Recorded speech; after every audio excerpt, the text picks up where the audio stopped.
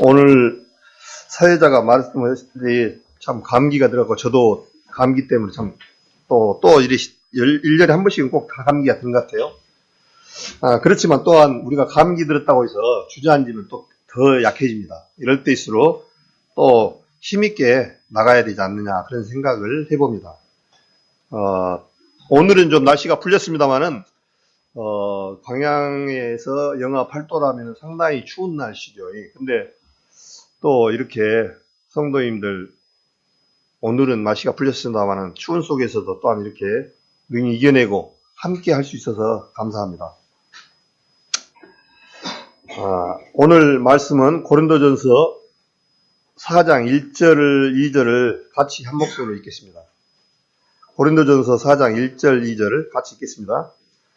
사람이 마땅히 우리를 그리스도의 일꾼이요 하나님의 비밀을 맡은 자로 여길지어다. 그리고 맡은 자들에게 구할 것은 충성이니라. 이 3장 내용을 들어서 이제 4장에 오늘 읽었던 내용이 사람이 마땅히 우리를 그리스도의 일꾼이요 하나님의 비밀을 맡은 자로 여길지어다. 그리고 맡은 자들에게 구할 것은 충성이니라 그렇게 되어 있습니다. 이 충성이라는 단어를 어디서 제일 많이 쓸까요? 충성. 군대에서 제일 많이 씁니다. 이 군대 인사 용어가 대부분이 충성입니다. 충성. 근데 이 충성을 그냥 이 충성 이렇게 마음에 그냥 거수경례만 해서 충성인 것이 아니라 이 충성이라는 내 단어를 한번 다시 찾아봤어요. 그러니까 어떻게 되냐니까 참 마음에서 우러나온 정성 그렇게 되어 있습니다. 그러니까 이 충성을 할 때는 그냥 형식상의 충성이 아니라 마음에서 우러나는 것이 진정한 충성이라는 거예요. 마음에서. 그래서 이제 사람이 우리를 마땅히 그리스도 일꾼이고 하나님의 비밀을 맡은 자로 여길지어다 하셨는데 하나님의 우리가 지금 일꾼이면서 비밀을 맡은 자로 여길지어다 그랬습니다. 이 하나님의 말씀은 비밀이라고 말씀하셨습니다. 창세전에 주님께서 이 비밀을 간직해 주셨다고 말씀하셨거든요. 그러니까 주님께서는 얼마나 주님은 대단하신 분이냐니까 앞으로 되어질 부분까지 다 준비를 해 놓으신 분이에요. 그래서 만약에 주님께서 선악과를 따먹고 우리 사람이 영원히 멸망으로 갈 수밖에 없는 그런 환경으로 끝나버린다라면은 정말 하나님이 사랑의 짝으로 만들었던 우리들을 놔둬버린다라면은 정말 하나님은 사랑의 하나님이 아니죠. 그런데 하나님은 대비책을 해놨다는 거예요. 창세전에. 뭘 해놨냐니까 교회를 준비해 놓으셨던 거예요. 그래서 신약에 와갖고는 우리가 몸된 교회가 이런 예배당이 아니라 우리 성도들의 무리 두세 사람 있는 것에 너와 함께 하신다고 하셔서 두세 사람 함께 있는 부분들이 교회를 형성을 하고 있습니다. 그래서 우리 성도님들은 전부 교회입니다. 교회.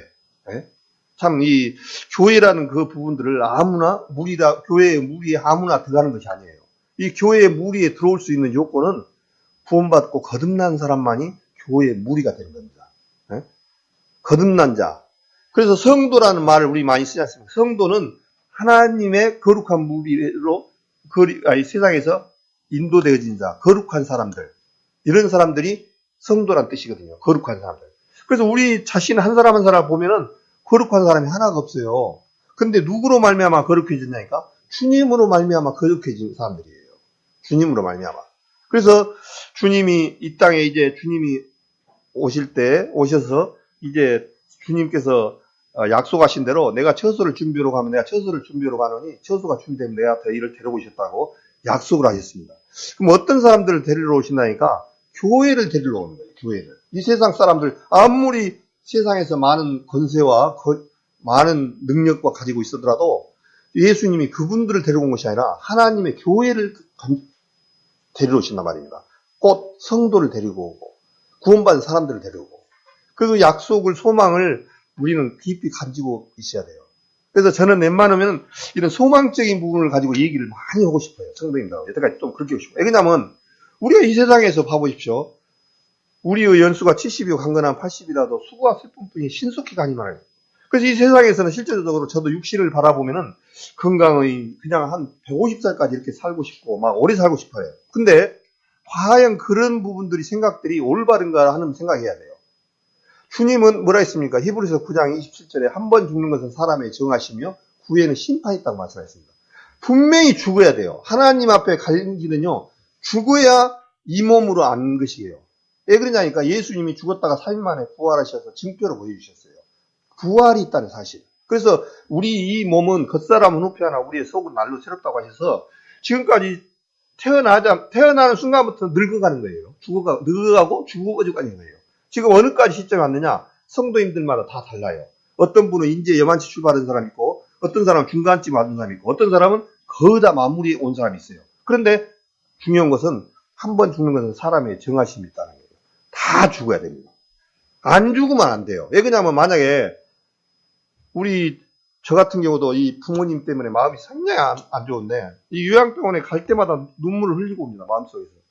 우리 인간이 무엇인가? 정말 젊었을 때는 한가락하고 그렇게 그래도 참 힘있고 나같이만 살아봐라. 어떤 그야말로 세상에서 힘께나 쓰고 똑똑하다고 했던 젊은 시절이 다 가버리고 이제는 죽기만을 기다리고 있는 사람들의 그 모습을 봤을 때 정말 아무것도 아닌 우리 인생 정말 아무것도 아닙니다. 그래서 종기에 처하나 깨달지 못하는 자는 멸망하는 짐승 것 같다고 말씀하시는 이유가 그러 있어요. 그래서 우리가 죽음이 끝나는 것이 아니라 부활이 있다는 사실을 알아야 돼요. 우리가 구원을 받는 것이 어디까지냐니까요. 부활 생명까지 믿어야 돼요. 그러니까 우리가 예수님이 죽었다가 그냥 3일 만에 죄를 가해졌단다. 이 말씀도 포함되지만 이 안에는 뭐까지 포함되어 있냐니까요. 부활까지 있다는 사실을 알아야 돼요.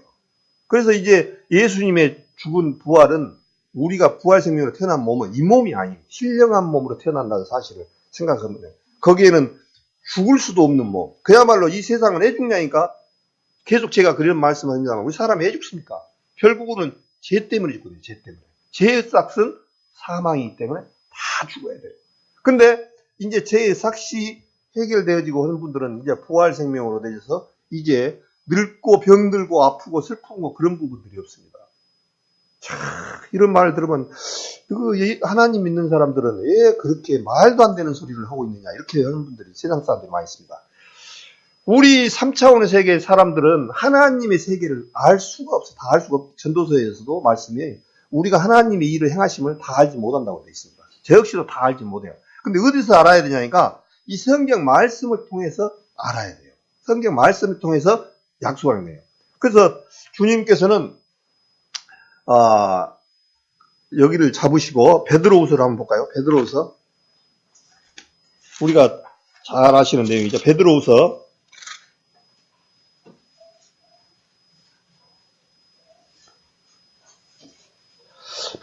1장 19절에 보겠습니다. 베드로후서 1장 19절 제가 읽겠습니다. 또 우리에게 더 확실한 예언이 있어 어두운 데 비치는 등불과 같으니 날이 새어 샛별이 너희 마음에 떠오르기까지 너희가 이것을 주의하는 것이 가아니라. 먼저 알 것은 모든 경험 모든 예언은 사사로이 불 것이 아니니 예언은 언제든지 사람의 뜻으로 낸 것이 아니오 오직 성령의 감동하심을 입은 사람들이 하나님께 받아 말한 것입니다. 우리 말씀 이게 20장 21절 참 전도집 때도 많이 들었어요. 이 성경 말씀은 예언은 사사로이 불 것이 아니다.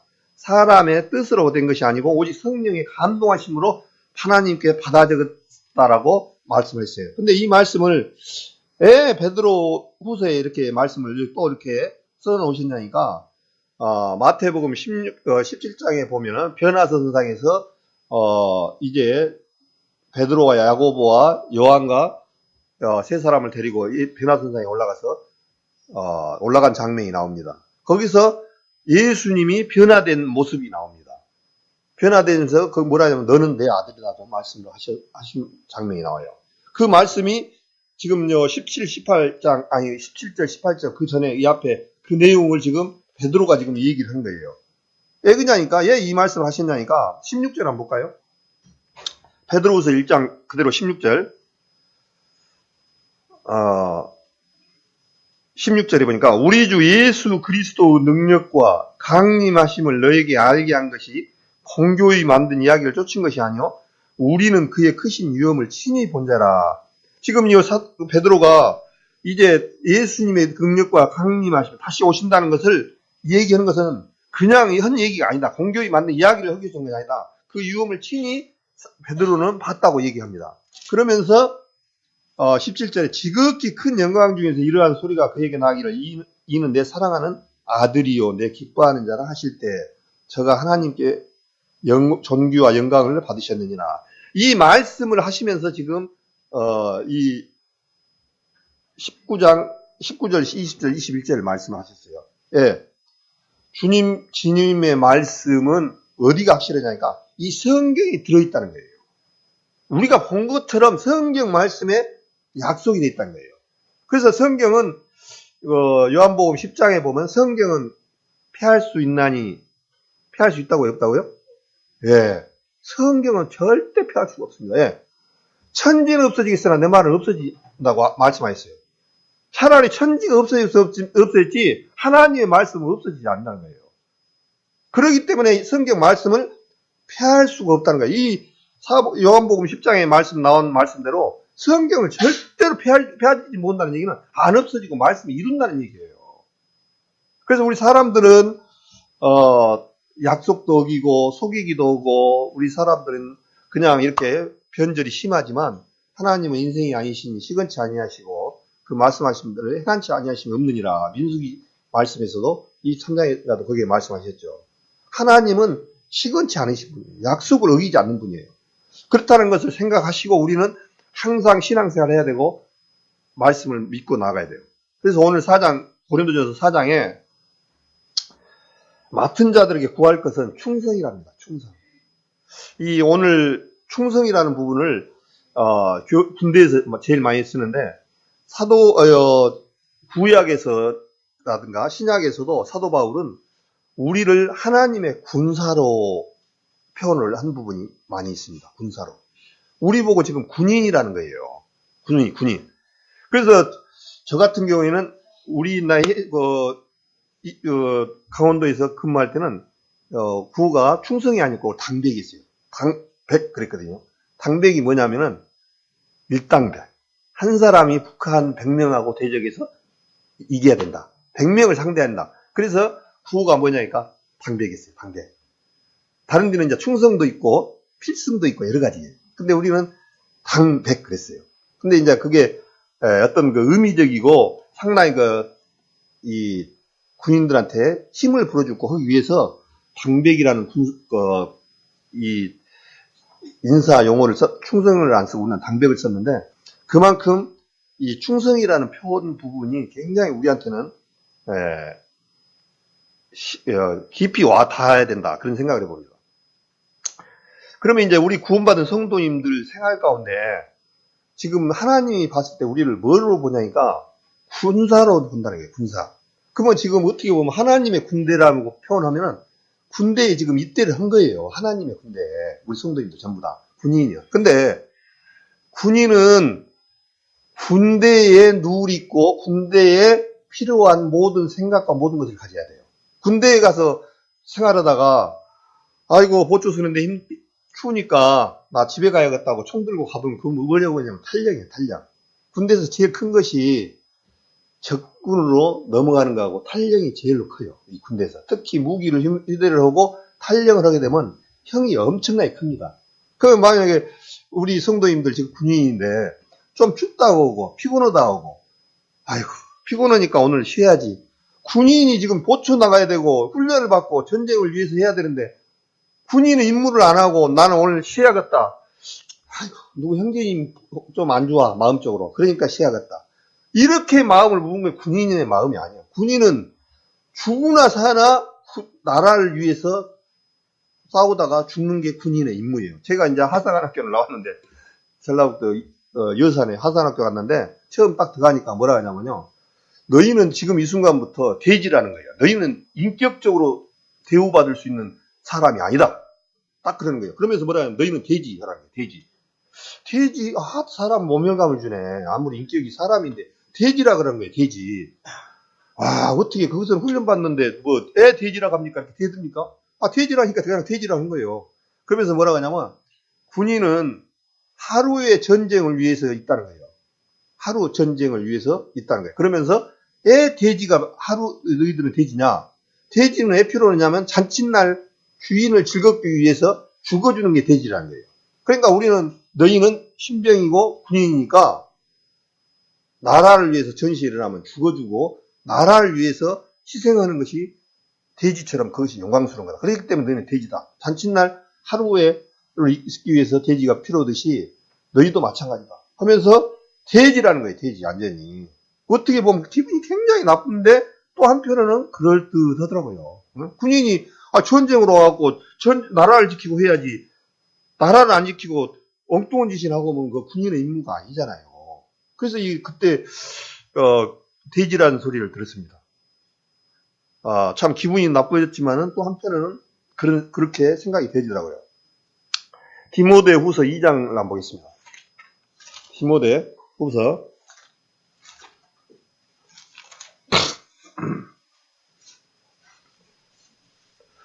디모데 후서 많이 읽었던 내용입니다. 이 디모데 후서는 사도 바울이 디모데한테 지금 서신을 띄우는 장면인데 2장 3절부터 제가 읽겠습니다. 2절부터 읽겠습니다. 또 네가 많은 증인 앞에서 내게 들은 바를 충성되는 사람에게 부탁하라. 저희가 또 다른 사람들을 가르칠 수 있으리라. 네가 그리스도 예수의 좋은 군사로 나와 함께 고난을 받을지니 군사로 다니는 자는 자기 생활에 얽매이는 자가 하나도 없나니 이는 군사로 모집한 자를 기쁘게 하려 함이라. 경계하는 자가 법대로 경계하지 아니하면 멸류관을 얻지 못할 것이며 수고하는 농부가 곡식을 먼저 받는 것이 마땅하니라. 내 말하는 것을 생각하라. 주께서 범사에 네게 총명을 주시리라. 나의 복음과 같이 다윗의 씨로 죽은 자 가운데서 다시 살으신 예수 그리스도를 기억하라.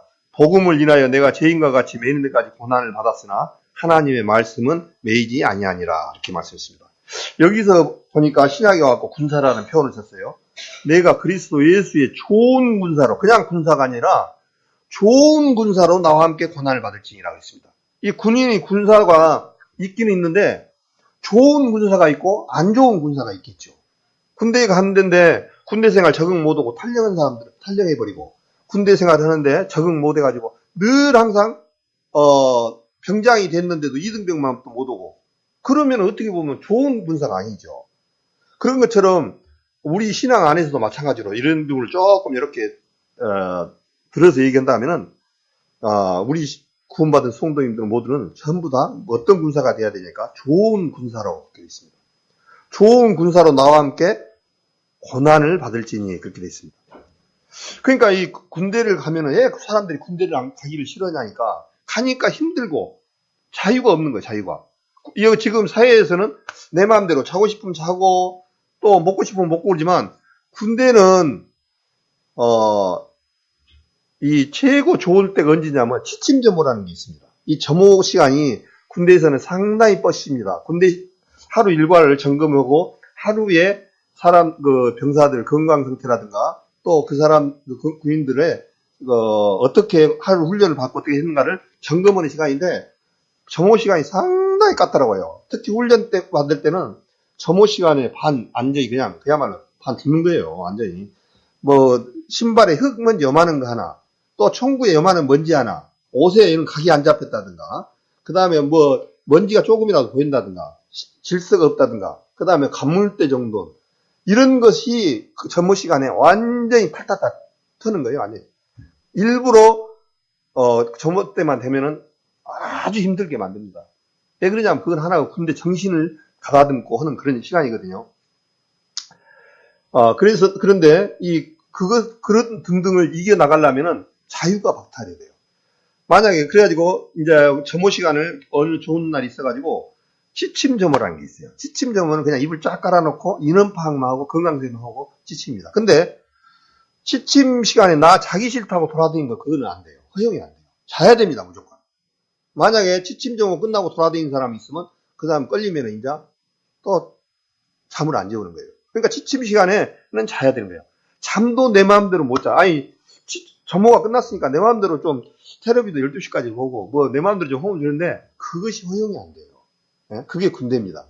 군대는 첫째 자기 생각과 모든 것들이 다 거기에 빼앗기는 거예요. 예? 그게 군대의 조건이에요. 그 다음에 군대에서는 내 생각이 옳았더라도 군대에서 하면은 그대로 따라가야 돼요. 지휘관들이 따라가야 돼요. 얼마나 이 군대라는 부분은 이 헛생각을 못하게 하기 위해서 이 사람을 가만 안 놔둡니다. 계속 어떤 일이냐니까 일을 만들어야 돼요. 정 할 일이 없으면 땅을 2m, 2m, 2m 해가지고 팔아가지고 다시 메꿔야 돼요. 왜 그냥 가만 놔두면 이 엉뚱한 생각이, 고향 생각나서 탈령 생각이 나는 거예요. 그러니까 일을 자꾸 만들어야 돼요. 그리고 가만 놔두면 안 돼요. 그게 군대예요. 그래서 이제 좀 군대가 너무 말을 제가 많이 하는데, 우리 자매님들은 군대를 안 가봐서 이제 제가 말하면 말도 안 되는 소리 하고 있네. 그럴 수도 있을 거예요. 근데 우리 성도님들 갔다 와봐서 다 알아요. 점호를 취하고 이 사람들을 지금에는 가만 안 놔두는 거예요. 사생각을 안 놔두게요. 그런데 거기에 또 다 따라가야 돼요. 그러면 이제 우리 그리스도의 군사는 어떤 군사로 하냐니까 여기 보니까 4절에 보니까 군사로 다니는 자는 자기 생활에 얽매이는 자가 하나도 없나니 이는 군사로 모집한 자를 기쁘게 하려 함이라. 자, 군사로 다니는 자는 자기 생활에 얽매인 자가 하나도 없다는 거예요. 그래서 실제적으로 이 우리 구원받은 성도님들 안에 뭐가 먼저 해야 되니까 물론 가정 안에서도 교회 출발점이니까 가정 안에서도 잘해야 되지만 먼저는 또한 그보다 더 중요한 것은 하나님의 일과 자기 생활과 비교했을 때 자기 생활이 먼저 되어가지고 나아가면 안 돼요. 실제로. 그게 성경의 올바른 신앙이에요.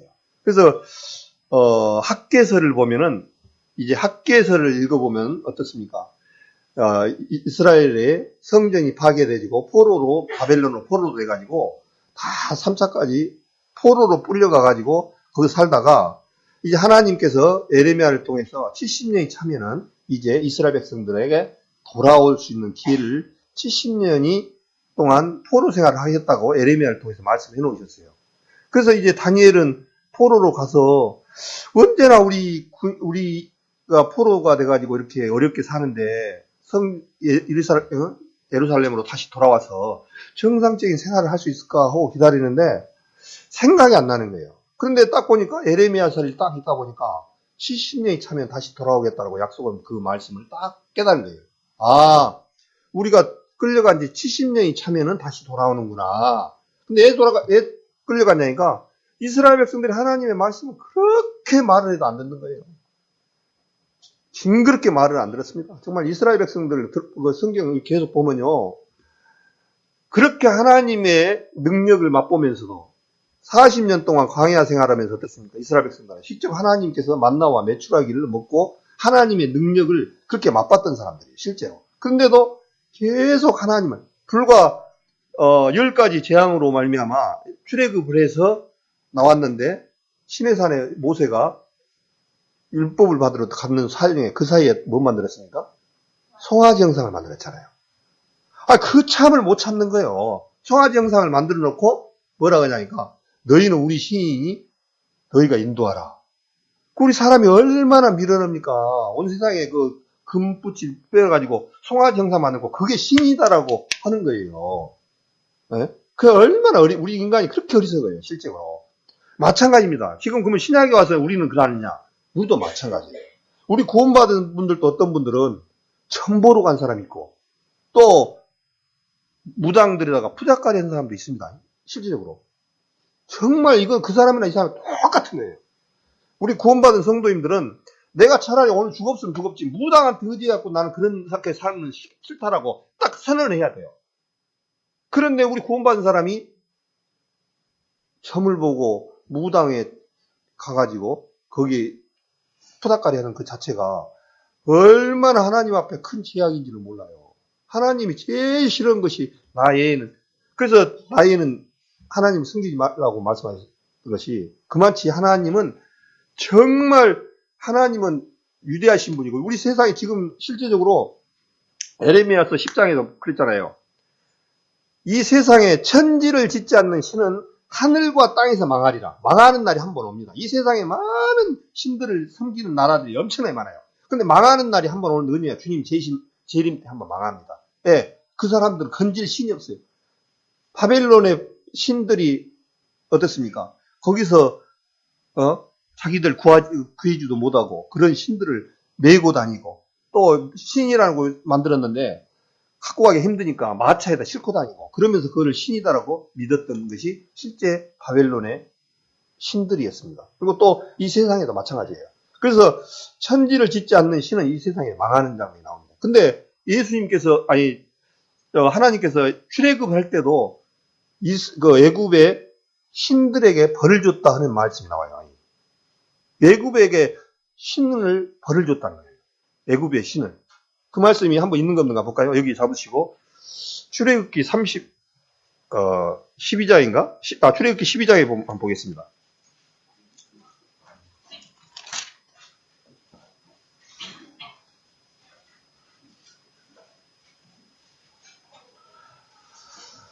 출애굽기 12장 12절에 나와 있습니다. 출애굽기 12장 12절에 출애굽기 12장 12절 제가 읽겠습니다. 내가 그 밤에 애굽 땅에 두루 다니며 사람과 짐승을 물어나고 애굽 나라 가운데 처음 난 것을 다 치고 애굽의 모든 신에게 벌을 내리리라. 나는 여호와로라. 이렇게 되어 있습니다. 애굽의 신이 굉장히 많았어요. 근데 애굽의 신을 벌을 줬다는 거예요, 주님이. 그래서 애굽에 실제적으로 이 세상에서 저는 딱 가만히 생각해 보니까 최고 이 지구상의 큰 사건이 무슨 사건이 제일 큰 사건일까를 한번 생각을 해봤어요. 그런데 한 두 가지를 저는 꼽고 싶어요. 그 중에 하나가 애굽의 장자를 죽은 사건. 근데 이 장자만 죽었냐면은 아니고 노비들까지 짐승의 첫 태생까지 다 죽었어요. 한번 생각해 보시죠. 만약에 우리 지금 대한민국이 5천만 명이에요. 그런데 이제 만약에입니다. 애굽이란 나라가 한국에 갖고 지금 장자들 한 명씩 죽는다고 하면 지금 우리가 5천만 명인데 몇 명이 죽어야 될까요? 저는 계산을 못 하겠습니다. 아마 곡소리가 어마어마하게 들렸을 거예요. 이것보다 더 슬픈 일이 있겠습니까? 집집마다 전부 초상집이 나야 되는데 한 명씩 다 죽어야 돼요. 그렇다고 해서 어디 대통령 아들이라고 안 죽은 게 아니고 문지방에 인방에 바르지 않고 이스라엘 백성을 제외한 나머지는 애굽의 장자들이 한 명씩 다 죽었어요. 근데 사실입니다, 이게. 네? 지금 우리 성도님들 만약에 이런 정말 끔찍한 일인데 지금 아들이 하나 딱 어렵게 낳았는데 그날 다 죽었어. 장자들이 전부. 대한민국의 장자들이. 그 얼마나 고통인가. 애국에 가장 큰 호국이 있었다는 게 뭐겠습니까? 슬픈 날인 거예요, 완전히. 네? 그래서 그러면서 모든 신에게 벌을 내렸다라고 이렇게 말씀하셨습니다. 그러니까 애굽에 신이 있었다라면 안 죽게 만들어야죠, 장자를.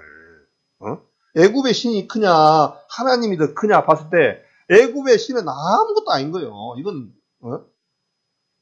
전부 장자들이 죽었다는 사실이에요. 그 다음에 블레셋 족속이 생겼던 것이 다곤. 그 짐승을 나무를 깎아가지고 머리는 사람이고 밑에는 물고기 짐승을 깎아가지고 그럼 생겼던 다곤이라는. 다곤이 어떻습니까? 성막에 이 덮개를 갖고 왔을 때 거기다 넣어놨을 때 다곤이 그 다음날 가보니까 목이 잘려지고 손이 하나 잘라지고 다리가 잘라지고 그 신이다라면 그 신이 하나님을 이겨내서 목이 안 잘라지고 그렇게 해야 되는데 전부 잘라져 갖고 있는 거예요. 그래서 정말 우리가 이 섬기고 있는 하나님이 얼마나 이 만왕의 왕이시고 만주의 주시다는 것을 인정하고 그렇게 살아야 된다 그런 생각을 해봅니다. 그래서 디모데후서 2장 다시 넘어가가지고 군사로 다니는 자는 자기 생활에 얽매는 자가 하나도 없나니 이는 군사로 모집한 자를 기쁘게 하려 함이라 그렇게 됐습니다. 군사로 모집한 사람은 누굽니까? 하나님이잖아요. 하나님을 기쁘게 하는 군사가 되어야 된다는 거죠. 우리는 군사입니다. 군사. 네? 그래서 그 군사는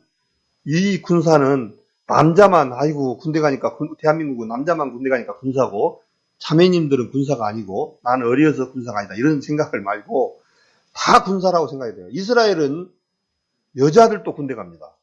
제가 그때 성지순례 가서 물어보니까 남자들은 임기가 군대 생활이 3년이고 여자분들은 2년을 군대 생활을 해요. 똑같이 해요. 여자들. 우리 여자분들도 만약에 대한민국도 어려워가지고 군대로 간다고 생각하면 여자분들도 똑같이 동일하게 군인으로 가야 돼요. 실제로. 근데 우리나라는 지금 현재 여자분들은 군대를 안 가는데 근데 차 검문을 하는데 그 여자분이 근무를 하는데 참 눈빛이 살아있어요.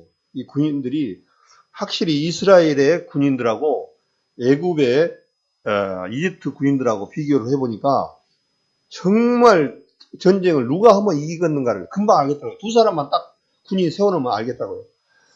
애굽의 이집트의 군인들은 옥하는 질질 끌고 다니면서 옷은 그냥 입은 것 같지도 않고 그래갖고 총은 거꾸로 메고 있고 그런 사람들이 전쟁을 하겠습니까? 근데 이스라엘 백성들은 군인들은요 눈빛이 초롱초롱해요. 아니 살았어요. 완전히 초롱초롱해요.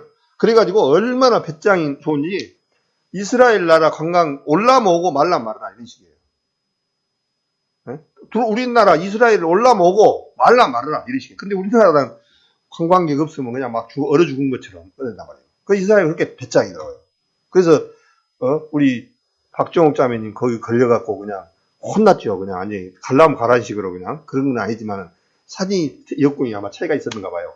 그러니까 그냥 한참을 그냥 한 3, 40분을 그냥 잡아놔가지고 그냥 컴퓨터 또 갖고 간 컴퓨터를 전부 다 그 안에 프로그램이고 뭐고 다 뜯어보고 해갖고 돌려주고 그만치 이렇게 뭐라면 배짱 있게 사는 나라가 이스라엘이에요. 참. 그래서 어떤 이스라엘의 그 모습을 보고 정말 살아있구나 그런 부분이 있더라고요. 그래서 지금 우리 성도님들은 군사다 그런 마음을 가지고 살아가야 된다 그런 생각이 있습니다. 그래서 이제 학계에 아까 하다가 말씀을 드리다가 말씀드렸는데 그래서 이제 이스라엘 백성들이 이제 바벨론에서 포로가 되어서 나오는데 수룹바벨 성전을 지으려고 하는데 지을까 생각은 안 하는 거예요. 성전을 지으라고 하나님이 하는데 지으려고 안 해. 그래가지고 전부 어떤 일이냐니까 자기 집에 자기 집만 멀쩡하게 짓네요. 그러니까 거기에 성경에는 판백이 박인 집이 살지 않냐 너희는 그잖아. 그래서 성전에는 지금 성전을 없고 하나님이 구할 성전을 없고 너희들이 살 수 있는 집만 번드르르 이렇게 지어놓고 그러지 않느냐 이렇게 학계를 들어서 얘기를 합니다. 그러니까 너희가 하나님을 섬기지 못하니까 너희가 지금 이 이스라엘 백성들이 너희들이 지금 얼마나 어렵게 사냐. 곡식이나 열매나 이 과일이나 모든 것들이 익기도 전에 다 떨어져 버린다. 왜 그러냐? 하나님이 먼저 안 되고 너희들 중심이 먼저 되어서 하나님께서 이슬도 내리지 아니하고 비도 안 주고 그런 부분들이 너희들이 지금 하나님 앞에 살지 못해서 그랬다라고 얘기를 한 것이 지금 그 학계예요. 학계에서 나오는 얘기입니다. 그래서 학계에 얘기를 하다 보니까 어떤 일이냐니까 전부 자기 교회의 어떤 성전을 짓는데 마음을 쏟는 것이 아니라 성전은 전혀 관심 없고 자기 집 꾸미는 데만 관심이 있는 거예요. 이스라엘 백성들이. 그러니까 하나님이 학계를 들어서 지금 책망을 하고 그랬던 부분이 학계거든요. 그래서 여기서 마찬가지로 자기 생활에 얽매이는 자가 하나도 없나니 이는 군사로 모집한 자를 기쁘게 하려 함이라 그렇게 했습니다. 그러면서 경기하는 자가 법대로 경기하지 아니하면 멸류관을 얻지 못할 것이냐 그랬습니다. 자, 우리가 스포츠 경기를 해요. 근데 지금 마라톤을 뛰는데 마라톤을 42.195입니다. 그런데 여기서 출발할 때 100명이 똑같이 뛰었는데 딱 결승선 들어오니까 101명이 뛰었어요. 그럼 한 명은 지금 정상적으로 안 온 사람이죠. 100명이 출발했는데 마지막 결승점에 101명이 들어왔단 말이에요. 그럼 한 명은 중간에서 한 1km 뛰다가 같이 합류한 사람이에요. 분명히가. 법대로 경기하냐 이 사람은 실격이에요. 실격이란 말입니다. 그래서 그런 것처럼 여기에 어떤 얘기였냐. 하나님은 공의의 하나님이라는 사실을 생각을 해야 돼요.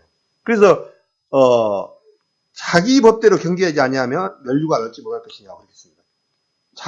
경기하는 자가 법대로 경기하냐 하면.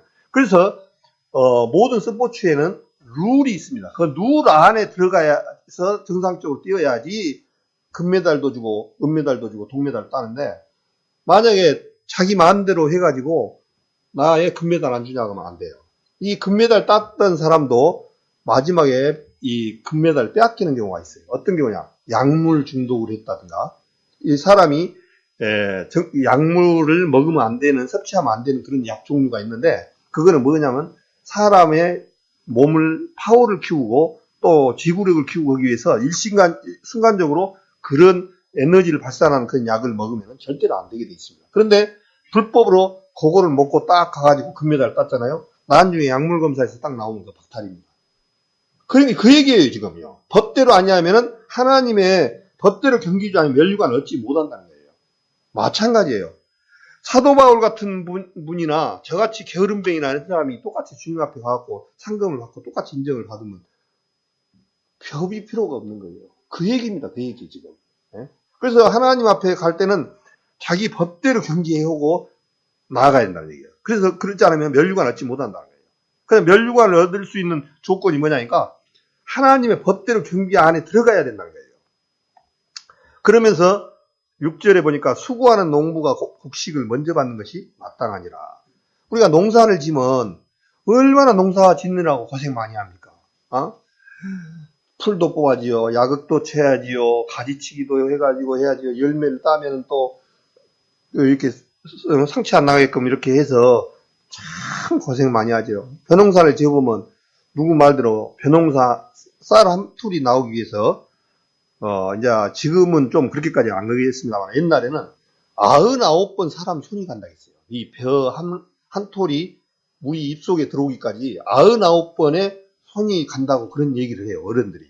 근데 저는 이제 세워보질 않았기 때문에 모르겠습니다. 또 지금은 기계화가 되기 때문에 그런 얘기가 안 맞겠죠. 그러나 옛날에는 99번의 손이 가야 이 밥을 한 톨을 먹었어요. 그래서 저 어렸을 때는 밥 한 톨 남기는 것을 용납 안 했어요. 정말 혼났습니다. 밥 한 톨 남기면 부모, 할아버지, 할머니, 아버님한테 어떻게 그 쌀이 나왔는데 니 이렇게 버리고 가냐. 그런데 우리 교회에서도 보면 저도 이제 때로는 버릴 때도 있습니다. 그런데 아무 죄 없이 감각 없이 버리는 어른들도 있고 아이들도 있고 그렇습니다. 정말 버리면 안 됩니다. 주 예수님께서 오병이어를 해놓고 다 5,000명이 먹고 나서 12바구니나 해서 뭐라 했습니까? 주님이 갖다 버려버려라. 그런 거예요? 아니요. 버리지 마라. 그렇게 나와요. 이 모든 식량, 모든 하나가 우리 능력으로 나온 게 하나도 없습니다. 우리 김치, 우리가 능력으로 만들 수 있습니까? 쌀 한 톨 우리가 만들 수 있어요. 또 물고기 한 마리 우리가 만들 수 있습니까? 다 하나님이 만들어 놓은 거 잠시 걷어왔을 뿐이에요. 말 그대로 고기를 잡으면 운반 싹시고 잡은 싹시지 이것을 기른 싹스는 아니에요. 하나님이 길러놓은 걸 어부들이 잡아온 싹시예요. 그래서 이 모든 것들이 전부 다 누구한테 왔냐니까 하나님으로부터 왔다가 하나님 것을 우리가 먹는 거예요. 그런데 그 죄의식도 없이 그냥 막 밥을 먹으면 막 짬통에 막 이렇게 왕창 거리고 그러는데 그러면 안 됩니다. 군대에서는 검사할 때가 한 번씩 주기대로 있어요. 식판 검사를 하는데 어느 날 불시에 하는데 그 식판에 쌀 한 톨만 따 있으면 작살 나는 거예요. 엄청나게 맞는 거예요, 그냥. 쌀 한 톨 남긴 건 제로. 그만치 귀중하게 여기고 이렇게 해왔어요. 근데 지금 우리가 너무 물질이 풍부하다 보니까 그런 부분들을 이렇게 사소하게 생각하는데 그러면 안 됩니다, 실제로. 그래서 수고하는 농부가 곡식을 먼저 받는 것이 마땅하니라 그러면서 말씀하십니다. 그래서 수고하는 농부가 먼저 먹는 것은 지극히 정상인 거예요. 먼저 받는 거예요. 너무 고생을 하고 그분이 먼저 먹는 것이 맞다는 거예요. 내 말하는 것을 생각하라. 주께서 범사에게 내게 청명을 주시라. 나의 복음과 같이 다윗의 씨로 죽은 자 가운데서 다시 살으신 예수 그리스도를 기억하라. 그렇게 됐습니다. 자, 여기 8절의 말씀이 굉장히 중요합니다. 나의 복음과 같이 다윗의 씨로 죽은 자 가운데서 죽은 자로 그대로 끝난 것이 아니라 뭐라 했습니까? 다시 살으신 예수 그리스도를 기억합니다. 다시 살아신 예수님. 그래서 예수님께서는 중요한 것은 다시 부활해서 사셨다는 사실이에요. 부활했다는 사실이에요. 그 얘기는 뭐겠습니까? 하나님이 다시 우리를, 하나님은 산 자의 하나님이 아니고, 죽은 자의 하나님이고 산 자의 하나님이라는 거예요. 그래서 주님은 다시 오신다는 거예요. 다시. 이분은 지금 이때는 그야말로 초림의 구원자로 오셨지만은 재림에 오시는 예수님은 이제는 이런 시시한 예수님이 아니라 영광의 메시아로 오시는 분이에요. 그분은 어떤 분이냐니까 하나님입니다. 하나님. 하나님이 지금 육신을 입고 잠시 오셨을 뿐이에요. 그래서 하나님이 세 분 계시다는 얘기가 아니고 하나님의 역할 중에서 예수님의 아들로 오셨을 때는 이 세상에 죽어주기 위해 오셨는데 정말 죽을 수밖에 없으시 오셨어요. 그런 분이 이제 이 마태복음인가도 보면은 이스라엘 백성들이 한테 이렇게 저주 내리면서 예수님께서 그렇게 말씀하시죠. 푸른 나무에도 이러하거든 마른 나무에는 어찌하겠느냐 그렇게 말씀해요. 이제 푸른 나무가 유대인이고 마른 나무는 이방인이다 이렇게 말씀하신 분도 있어요. 근데 더 정확하게 표현은 푸른 나무는 초림이고 마른 나무는 재림을 의미합니다. 어떻게 보면. 그러니까 초림 때 예수님을 거역했던 이스라엘 백성들이 얼마나 많은 고통을 받고 예수님의 징계를 받았습니까? 그야말로 나라 없는 서름을 2600년 나라 없는 서름을 겪었던 그런 분들이 초림으로 오신 예수님 때도 그랬는데 만약에 재림 때 오신 예수님은 영광의 메시아로 오신 분은 어떠겠느냐 그 얘기예요. 그래서 나중에 이 세상 아무리 힘들고 어려워도 이제 이 환난 때가 오는데 우리 구원받은 성도들은 그것을 피해가겠지만은 환난 때가 오냐면 얼마나 힘들면은 산아 내 위에 무너져라 작은 산들아 나를 덮어버리라고 그래요. 사람들이 전부 얼마나 힘들면은 작은 산아 나를 덮어버리라. 모든 바위덩어리가 나를 덮어버리라. 그 말씀이 복음서에도 있고 요한계시록에도 말씀이 있습니다. 마지막에 얼마나 고통스러우면 죽고 싶은데 근데 죽음이 또 피해간다고 말씀하셨어요. 죽고 싶어도 죽으면 못 죽는 거예요. 그렇게 만들어져 있습니다. 주님 말씀을 이루기 위해서. 그래서 다윗의 시로 죽은 자 가운데서 다시 살으신 그리스도 예수 그리스도를 기억하라고 말씀하셨어요. 기억해보라고. 주님은 우리가 섬기는 이 예수님은 저 그 목장에 똥내 나는 마구간에서 나신 시시한 그런 목수의 아들이 아니에요. 이제 영광의 메시아는. 정말 사복음서라든가 이스라엘 유대인들이 계속 주님을 내가 메시아라고 해도 안 듣는 거예요. 안 믿는 거예요. 그러면 지금 이 세상에 와가지고 그러면 유대인들만 그러냐? 지금 이 세상에도 그래요.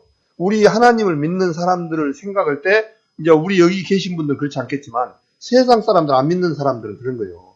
예수를 하나의 인간으로 바라보고 값어치 없는 모습으로 봐서 그렇게 생각을 해요. 예수 믿는데 봐라. 예수 믿는 사람이 왜 암이 걸리고 교통사고가 나고 예수 믿는 사람이 취업도 못 오고 어렵게 산다냐 이렇게 말해요. 그런 사람들이 굉장히 많습니다. 제가 이제 우리 아버지하고 작은 아버지가 한 분이 계시는데 암이 걸려가지고 이제 지금 투병생활하고 계시는데 그분이 이제 복음을 내가 이제 쭉 전해주고 하는데 꼭 방해꾼이 있어요. 우리 작은 어머니가 방해꾼을 해요. 그러면서 뭐라고 하냐면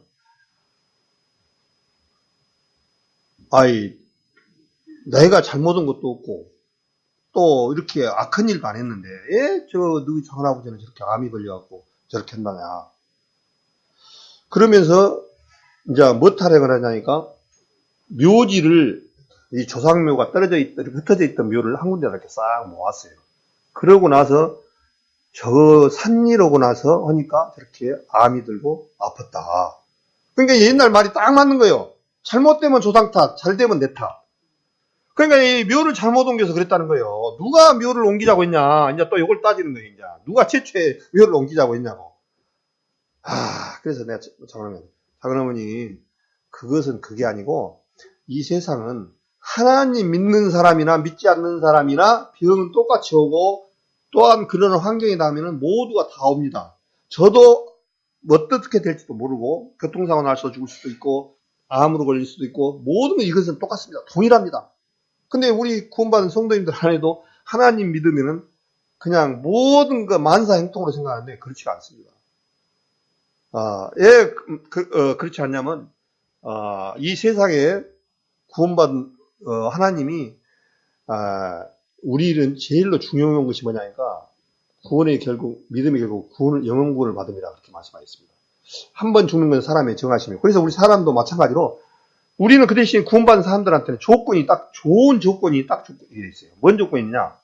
오늘 지금 당장 죽으면 오늘 네가 나와 함께 어디 간다고요? 낙원에 가요. 우리는 죽어도 좋았다라고 그런 마음을 먹여야 돼요. 실제로. 사도 바울이 빌립보서에 보면은 내가 육신의 거가 사망과 생명 가운데 내 주 사이에 끼었는데 내가 어디 쪽으로 주고 차라리 하나님 앞에 가는 것이 너희에게 유익이라. 그러나 내가 가는 것이 낫다라고 하면서 그러나 너희들을 위해서 내가 지금 육신을 입고 살아가고 있다. 그 얘기가 있거든요. 그래서 우리 구원받은 성도님들은 물론 육신으로 어려운 일이 있고 그러면 고통스럽고 힘든 것은 맞아요. 육신이 있기 때문에. 그러나 분명한 것은 뭐냐면 오늘 저녁에 당장 심장이 멎어서 간다 하더라도 오늘 밤에 낙원에 간다는 사실을 생각하면요. 얼마나 감사한지 알아요. 준비가 된 사람들이고 준비가 안 된 사람하고 차이점이 바로 그거예요. 그런데 이 세상에 많은 사람들은 이 세상에서 모든 것을 그냥 다 얻으려고 그래요. 이 세상에서. 뭐 하나님 믿으면 자식도 뭐 잘 되고 돈도 잘 벌고 뭐 그러면 아마 우리 성도님들 이 자리에 있지도 못해요. 이 힘 있는 사람들 다 차지하고 우리는 여기 들어도 못 올 겁니다. 이 예배당에 전부.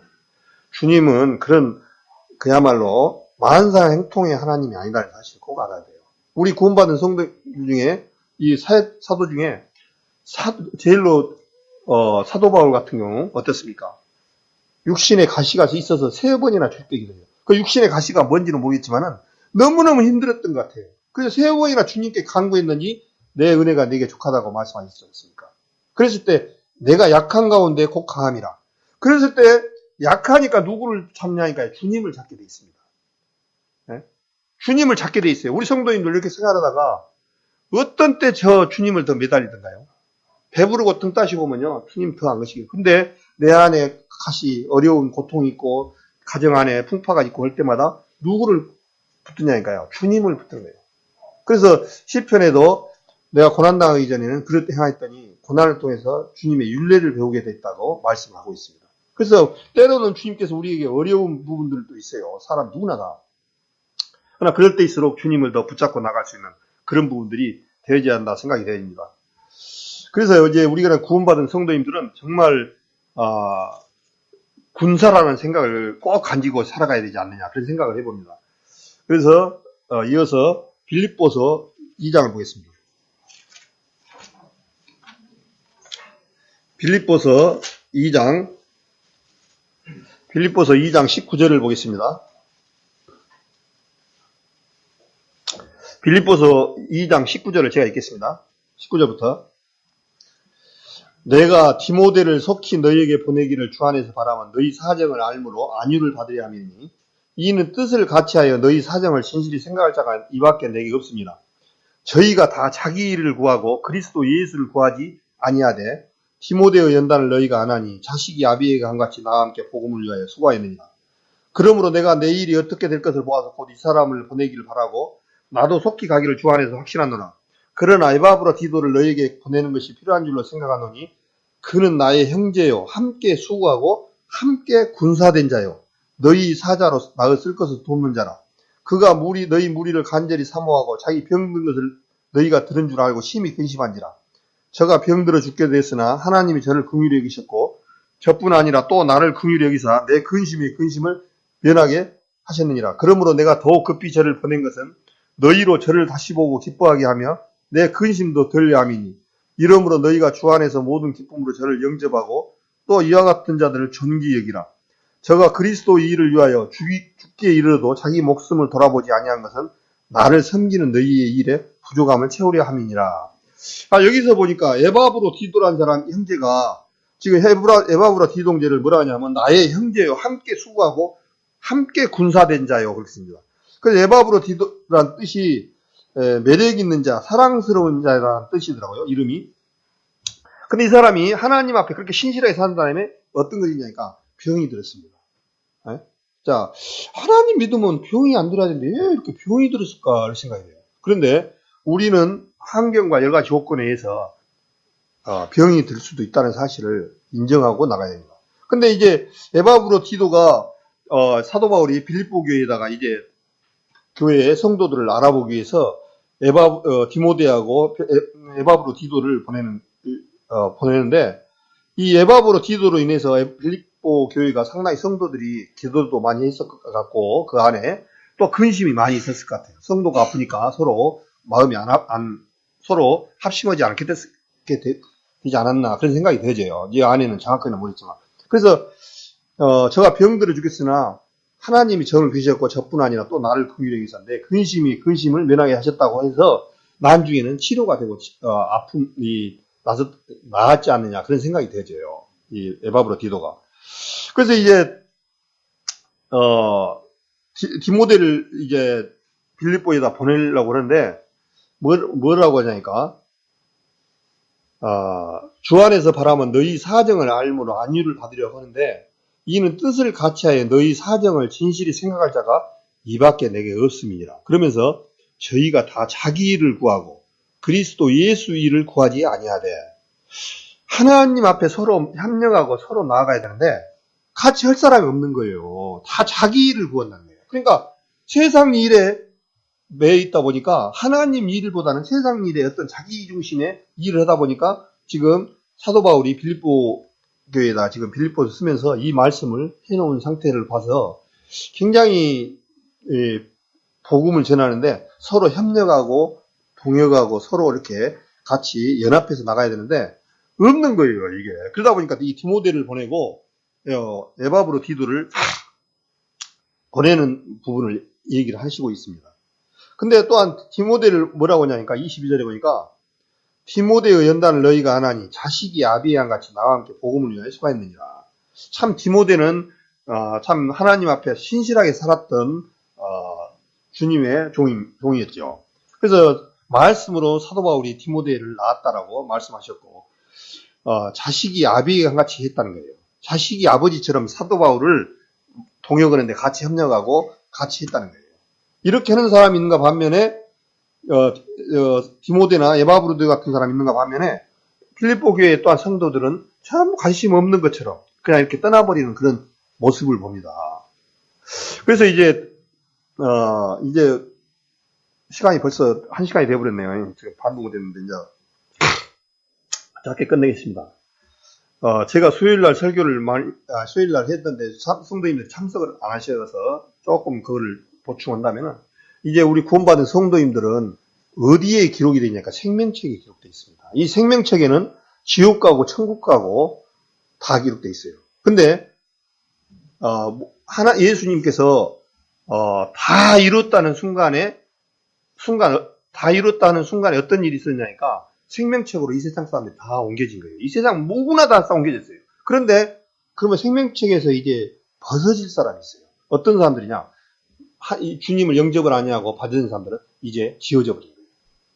그래서 이제 주님께서 사망에서 생명으로 요한복음 5장에 보면 사망에서 생명으로 옮겨졌느니라 그렇게 말씀하셨거든요. 그래서 예수님께서 골고다에서 이루어진 순간 사망에서 생명으로 다 옮겨놨습니다. 그래서 창세기 3장 15절의 말씀처럼 여자의 후손은 네 머리를 상하게 할 것이라고 해서 사단의 권세가 깨져버렸습니다. 사단의 권세가 깨져서 이제 누구로 옮겨졌냐니까 하나님 편으로 옮겨졌어요. 그런데 하나님 편에서 옮겨졌는데 왜 지옥을 가야 되냐니까 믿지 않는 자. 요한복음 16장에 보면 저희가 죄라 하면 저희가 나를 믿지 아니하며 이 세상 사람들이 왜 지옥을 가냐니까요.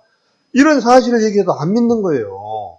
그렇기 때문에 지옥을 가는 거예요. 그래서 그 순간 안 믿고 딱 오늘 밤이라도 죽으면 이방인들 죽으면 바로 지옥에 떨어져버립니다. 그래서 생명책에 가는 사람들은 우리 구원받은 성도님들은 이거 누구 안에 다 생명책이 있는데 안 믿는 사람들은 마지막에 다 걸러내버립니다. 그러면 이제 생명책에서는 그렇고 우리 구원받은 성도님들 안에는 그러면 이제 우리가 구원받은 성도님은 심판을 안 받느냐? 지옥 가고 천국은 안 갑니다. 근데 뭐를 하냐니까 하나님 앞에 어떻게 살았냐에 대한 심판을 받아야 돼요.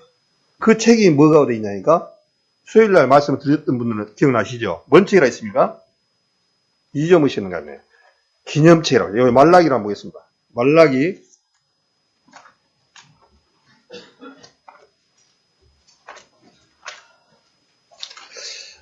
말라기는 금방 찾으시죠? 예, 구약의 제일 마지막이니까. 말라기 3장을 보겠습니다. 말라기 3장 14절부터 제가 읽겠습니다. 이는 너희가 말하기를 하나님을 섬기는 것이 헛되니 만군의 여호와 앞에 그 명령을 지키며 슬프게 행하는 것이 무엇이 유익하리요. 지금 우리는 교만한 자가 복되다 하며 악을 행하는 자가 창성하며 하나님을 시험하는 자가 화를 면한다 하노라. 자, 이런 얘기를 하는 사람들이 대부분 어떤 사람들이야? 그 당시 이 말라기 때 하나님을 섬기는 사람도 있지만 섬기지 않는 분들, 또한 하나님을 이렇게 조롱했던 부분이 나와요. 하나님을 섬기는 것이 헛되다는 거예요. 만군의 여호와 앞에 그 명령을 지키며 슬프게 하는 것이 무엇이 유익하냐? 지금 우리는 교만한 자가 복되다. 그러니까 우리 세상에서도 하나님 믿지 않는 분들이 하나님 믿으라면 뭐 어떠냐면, 우리 하나님 안 믿는 사람 봐라. 우리나라 재벌들 다 잘 사는데 그 사람들이 하나님 안 믿으니까 더 잘 산다. 이렇게 하는 거예요. 아주 유용한 말이고 참 잘못 알고 있습니다. 그러면서 교만한 자가 복되다 하며 악을 행하는 자가 창성하며 악을 행하는 자가 더 잘 된다는 거예요.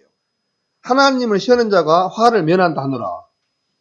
이렇게 말한다는 거예요. 그러면서 16절에 그때 여호와를 경외하는 자들이 피차 말하며 여호와께서 그것을 분명히 들으시고 여호와를 경외하는 자와 그 이름을 존중히 생각하는 자를 위하여 여호와 앞에 있는 기념책에 기록하셨느니라. 그렇게 말씀을 해놓으셨습니다. 그래서 우리 구원받은 성도님들은 이제 앞으로 어떻게 살았느냐에 대한 부분은 기념책에 낱낱이 기록된다라고 말씀을 하고 있습니다.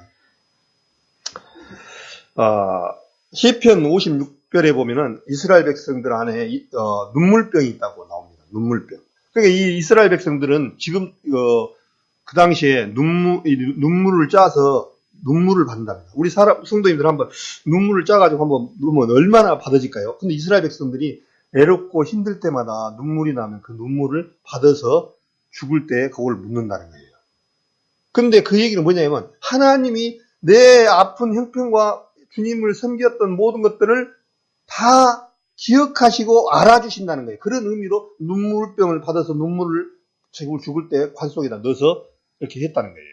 그게 시편 56편에 나오거든요. 그래서 다윗이 시편 56편에 보면은 내 눈물을 받았나라고 그렇게 말씀했거든요. 시편 56편 한번 볼까요?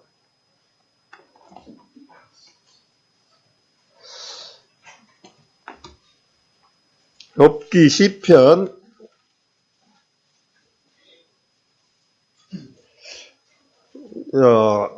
시편 56편 8절을 보겠습니다. 제가 읽겠습니다. 시편 56편 8절 나의 유리함을 주께서 계수하셨으니 나의 눈물을 주의 병에 담으소서 이것이 주의 책에 기록되지 아니하였나이까. 지금 이것을 누가 하니까 다윗입니다. 이 다윗이 지금 블레셋 족들한테 쫓기고 여러 형편과 어려움이 있을 때 주의 병에다가 눈물을 짜서 눈물병에다 담았는데 이것이 다 어디에 있냐니까 주의 책에 기록되지 않았나이까. 그랬습니다. 기념책에 다 기록되어 있는 거예요. 그래서 우리 성도님들 이 살아가 있는 동안에 내가 어떻게 주님 앞에 살아가 있고 있는 부분들이 주님 앞에 낱낱이 다 이렇게 알려지고 다 되어진다는 거예요. 그래서 우리 성도님들 지금 이 세상에서 지금 이 순간 육신의 편함을 택하지 마시고 비록 조금 힘들더라도 주님 앞에 정말 주의 책에 가서 칭찬받는 그런 성도님들이 되어져야 된다. 그런 생각을 해봅니다. 그러려면은 이제 그 말씀에 조금 덧붙여서 이제 우리 교회가 2018년이 됐습니다. 2018년에는 이제 정말 우리 지금 너무 세상은 많이 흘러가고 많이 변하고 지나가고 있습니다. 지금 우리가 이렇게 살아가고 있지만은 너무너무 많이 격동이 변하고 너무너무 세상으로는 주님을 대적하는 일들만 일어나고 그런 속에서 지금 살아가고 있습니다. 그럴 때일수록 우리 성도들이 중요한 부분이 사도시대 때처럼 그렇게 되지 않느냐 그런 생각이 됩니다. 그래서 사도시대 때 그 모습들을 보면은 사도시대 때는 하루에 3,000명이 구원을 받고 하루에 5,000명씩이 구원을 받았습니다. 한번 생각해 보시면 말씀만 전하면 그냥 3,000명이 구원을 받는 거예요. 근데 그냥 받는 것이 아니더라고요. 이 3,000명 안에는 비밀이 있어요. 비밀이. 사도행전 한번 볼까요? 사도행전 한번 보겠습니다. 조금만 한 10분만 더 하겠습니다. 사도행전 1장을 한번 보겠습니다. 사도행전 1장 14절을 보겠습니다. 사도행전 1장 14절 여자들과 예수의 모친 마리아와 예수 아우로 더불어 마음을 같이하여 전혀 기도에 힘쓰니라. 자, 14절을 한같이 우리 성도님과 같이 한번 더 읽고 싶습니다. 여자들과 예수의 모친 마리아와 예수의 아우들로 더불어 마음을 같이하여 전혀 기도에 힘쓰니라. 자, 여기 지금 내용이 뭐냐니까 예수님께서 오순절날 승천하시고 나서 예루살렘을 떠나지 말고 있으라고 그랬어요. 그러면 내가 보혜사 성령을 주시겠다라고 말씀하셨던 장면입니다. 그래서 마가의 다락방에 120명이 기도하는 장면에 나오는데 여기서 중요한 핵심이 뭐냐니까 첫째는 모였다는 거예요. 모였다는 거예요. 120명의 다락방의 성도들이 안 모였으면 어떻게 됐습니까? 모였다는 사실이에요. 그 다음에 두 번째는 뭐냐니까 중요한 것이 마음을 같이 했다는 거예요. 첫째 마음이 같이 됐기 때문에 3,000명, 5,000명, 9,000명. 그 다음에 전혀 기도에 힘쓰니라 이렇게 됐습니다. 모여져야 되고 마음을 같이 해야 되고 기도를 힘써야 된다는 거예요. 정말 간절한 그런 마음들로. 그 다음 또 한 장 넘기셔서 46절에 보겠습니다.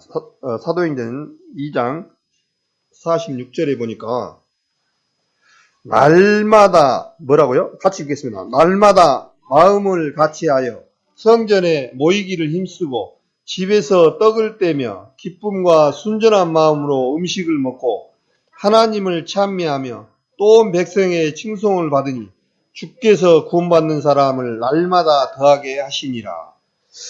주님께서 날마다 구원받는 사람을 더하게 하시더라 그렇게 됐는데 왜 구원받는 사람이 날마다 더했냐니까 첫째 날마다 마음을 같이하여 성전에 첫째 마음이 성전에 모이고 마음을 같이하고 떡을 떼고 또 순전한 마음으로 음식을 같이하고 하나님을 찬송을 하고 또 온 백성의 칭송을 받나 주께서 날마다 구원받는 사람을 나에게 더하시리라 그렇게 말했습니다. 그러니까 조건이 있어요. 중요한 것은 모여져야 되고 한 마음이 되는 거예요. 한 마음이 안 되지만 절대 안 됩니다. 이거는 절대로 몸된 교회 안에 부흥과 또한 기쁨을 얻을 수가 없어요. 그래서 그러니까 어떻게 되냐니까 이거 찾으셨으니까 사도행전 4장 4절을 보겠습니다.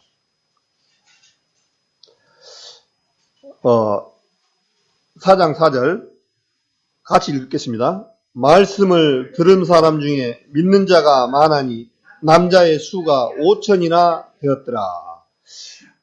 말씀을 들은 사람 중에 믿는 자가 남자의 수가 5천이나 되었더라. 그렇게 되어 있습니다. 그래서 남자의 수가 5천이니까 여자분까지 하면 얘들까지 하면 모르겠습니다. 그 수는 얼마나 구원 역사가 많이 일어났습니까? 이런 조건이 일어나는 조건에는 뭐가 있어야 되니까 모이기를 힘써야 되고 마음을 한 마음으로 가야 되고 기도를 해야 되고 그랬을 때 이렇게 되진다는 거죠.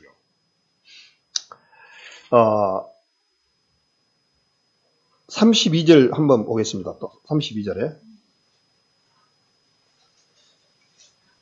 32절 4장 32절 믿는 무리가 한 마음과 한 뜻이 되어 모든 물건을 서로 통용하고 제 물건을 조금이라도 제 것이라 하니가 하나도 없더라. 여기서도 보니까 한 마음과 한 뜻이 되어 이게 굉장히 중요합니다. 성도들 안에 우리 광명 성도들 안에 한 마음이 되는 것이 굉장히 중요하다는 사실이에요. 그 다음에 빌립보서만 보고 마치겠습니다. 빌립보서 2장을 한번 보겠습니다.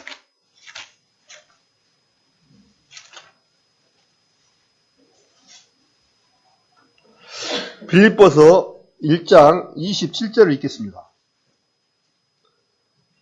빌립보서 1장 27절 오직 너희는 그리스도 복음에 합당하게 생활하나 이는 내가 너희를 가보나 떠나 있으나 너희가 일심으로 서서 한 뜻으로 한 마음이 한 뜻이나 그거 똑같은 맥락이에요. 사실은 한 뜻으로 복음의 신앙을 위하여 협력하는 것과 복음의 신앙을 위하여 협력이라는 게 뭐겠습니까? 서로 도와주고 서로 같이 하고 이런 부분이 있어야 한다는 거예요. 그 다음에 빌립보서 2장 2절에 보니까 마음을 같이하여 같은 사랑을 가지고 뜻을 합하며 한 마음을 품어 아무 일이든지 다툼이나 허영으로 하지 말고 오직 겸손한 마음으로 각각 자기보다 남을 낫게 여기고 그렇게 되어 있습니다. 그래서 여기서 중요한 것은 같은 사랑, 같은 마음, 이런 부분들이 성경에 이렇게 계속 저는 주님께서 눈을 뜨게 해주시더라고요. 그래서 올해 2018년에는 정말 오늘 제가 말씀을 드린 부분은 한 군사로서의 모습으로 살아가야 되고, 그 다음에 한 마음과 한 뜻이 되어야 된다, 그런 생각을 해봅니다. 그래서 오늘 우리 자매님들은, 나는 여자들은 군대 안 가니까 군사가 아니야, 이런 마음이 아니라 여자나 남자나 다 동일하게 군인이라는 사실을 알아요. 군인은 하나님의 군대입니다. 그래서 이스라엘 백성이 나올 때도 하나님의 군대가 나왔더라. 출애굽기에 보면은 그렇게 되어 있습니다. 하나님의 군대, 하나님의 군대라는 부분이 신약구약에 많이 나오더라고요. 창세기에도 보면은 32장에도 보니까 군대가 나오는데, 야곱이 바단 아람에서 자기 자녀들을 데리고 오다가 이제 자기 형 에서를 만나고 그랬을 때 사자들이 천사들을 만난 장면이 나옵니다. 근데 거기서도 군사들이라고 나오거든요. 그래서 우리 구원받은 성도님들, 이 성경 안에서 천사도 군사로 포함된 부분도 있지만 우리 구원받은 성도님들이 군사라는 사실을. 근데 어떤 군사냐? 좋은 군사라고 했잖아요. 아까 디모데 후서에도 좋은 군사로, 그냥 나쁜 군사가 아니라 좋은 군사로 주님은 되어지기를 원한단 말입니다. 그래서 좋은 군사로 살아가는 삶이 되어지기를 원합니다.